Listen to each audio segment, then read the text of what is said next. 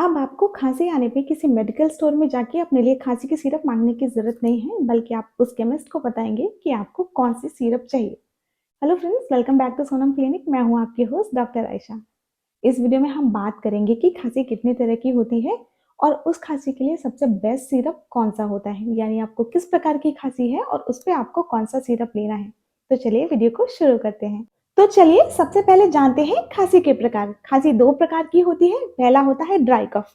जैसा कि नाम से ही आपको पता चल रहा है, ड्राई मतलब सूखा, यानी सूखी खांसी, जिसको हम हमारी मेडिकल भाषा में नॉन प्रोडक्टिव कफ कहते हैं। जिसका मतलब है कि हमारे जो फेफड़े हैं किसी प्रकार का कफ या बलगम प्रोड्यूस नहीं कर रहे हैं, आपको सिर्फ खांसी आ रही है। दूसरा होता है वेट कफ, यानी गीली खांसी, जिसमें जिसको हम अपनी मेडिकल भाषा में प्रोडक्टिव कफ भी कहते हैं, जिसका मतलब होता है कि आपके लंग्स कफ, बलगम या म्यूकस का सिक्रीशन कर रहे हैं, जो कि आपको खांसी के दौरान बाहर निकलता है। तो चलिए सबसे पहले जानते हैं ड्राई कफ यानी सूखी खांसी में कौन कौन से सिरप हैं जो आपको लेने चाहिए। अपनी कंडीशंस के अकॉर्डिंग आप वो सिरप ले सकते हैं। सूखी खांसी में बेसिकली 3 तरह के जो सॉल्ट्स हैं, उनका यूज़ होता है। डेक्स्ट्रोमेथोर्फन, क्लोराफेनरामाइन मैलिएट एंड तीसरा phenylephrine. D for dry cough and D for dextromethorphan. Dextromethorphan जो होता है वो आपके दिमाग को सप्रेस कर देता है, जिसकी वजह से आपको नींद ज़्यादा आती है। एंड जो क्लोराफेन है वो एक एंटीहिस्टामिनिक मेडिसिन है। जैसे आप जानते होंगे कि लिवोसिट्रिजिन सिट्रिजिन जिस ग्रुप की दवा होती है, फेक्सोफेनाडिन जिस ग्रुप की दवा है, उसी ही ग्रुप की ये मेडिसिन जो है क्लोराफेन, ये भी उसी ग्रुप की मेडिसिन है, जो आपके एक्सेस जो सिम्टम्स होते हैं उनको रोकती है। जैसे आपको ज़्यादा खांसी होने पे नाक से जो पतला पानी है वो बहता है, आँखों से आँसू आते हैं, तो उसके लिए होता है क्लोराफेन। तीसरा होता है फिनाइलनेफ्रिन।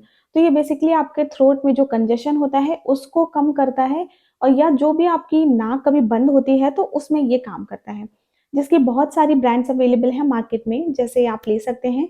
सिरप होती है Asthakind DX, Ambrolite D plus, Ascoril D plus, Grilinctus और बहुत सारी सिरप्स होती हैं। ये बहुत कॉमन ब्रांड्स हैं और बहुत अच्छे ब्रांड्स हैं जिनकी डिमांड बहुत ज़्यादा है, इसलिए मैंने मेंशन किया।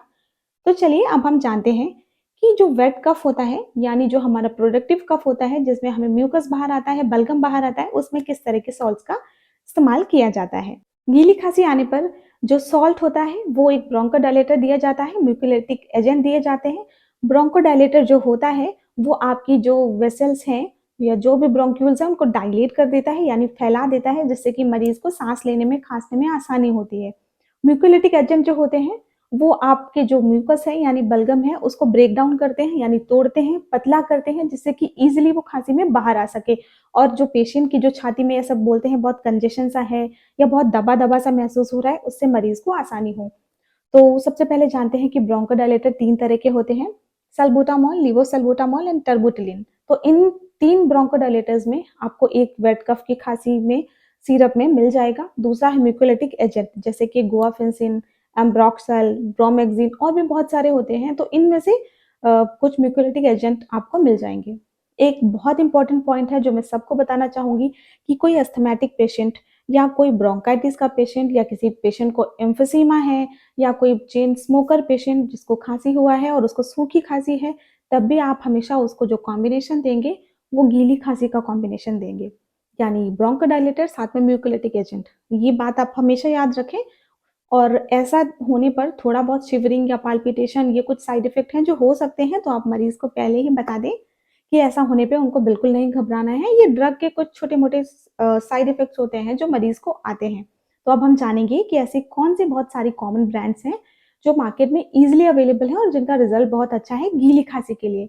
तो ऐसे कुछ सिरप हैं जैसे आस्थाकाइन एलएस, एम्ब्रोलाइट एल, ब्रोजीट एलएस और साथ में बहुत सारी और सिरप्स आती हैं जैसे एस्कोरिल एलएस। तो ये सारी सिरप आप गीली खाँसी होने पर ले सकते हैं। तो सारे सिम्पटम्स मैंने आपको बता दिए हैं कि गीली खाँसी में आपको कौन-सा सिरप लेना है, सूखी खाँसी में आपको कौन-सा सिरप लेना है। तो आप खुद किसी पर्टिकुलर शॉप पे जाके या केमिस्ट को बता सकते हैं कि आपको ये ब्रांड का ये सिरप चाहिए, आपको इस तरह का खाँसी है। तो this is all for the today's video. I hope आपको मेरा वीडियो पसंद आया होगा। अगर आपको मेरा वीडियो पसंद आया हो तो मेरे वीडियो को लाइक करें, मेरे चैनल को सब्सक्राइब करें। See you in the next video. Till then स्वस्थ रहें, सुरक्षित रहें।